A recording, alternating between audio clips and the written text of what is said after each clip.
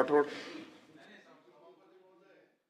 मला हा अत्यंत गंभीर प्रश्न आहे की प्रश्न मागासवर्गीय समाजातील व्यक्तीच्या मृत्यूनंतर त्याची अवहेलना करण्याचा हा प्रकार आहे. सभापती महोदय, जर किडनी ट्रान्सप्लांट आणि रक्तदान केल्यानंतर ते स्मशानभूमी रक्त चालत मागासवर्गीय असेल, स्मशानभूमी प्रश्न आहे.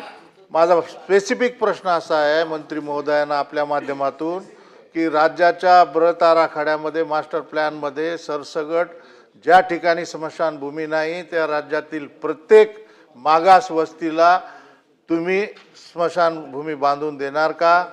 त्यानंतर ज्या ठिकाणी असे प्रकार होत असतील त्या संदर्भात एखादा नवीन GR, एखादा कायदा करून आपण सर्व गावांना, सरपंचांना आणि ग्रामसेवकांना त्या संदर्भात एखादी अधिसूचना काढणार का?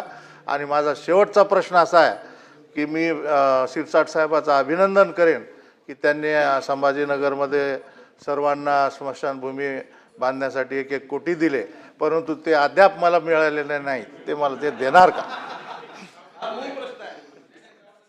सभापती महोदय, समाज कल्याण विभागाकडून DPCला जो काही निधी वर्ग केला जातो जवळपास 3000 कोटी रुपये आम्ही देत असतो आणि त्या DPCच्या माध्यमातून या स्मशानभूमी उभ्या राहिल्या पाहिजे हा त्याच्या मागचा हेतू आहे आमचा.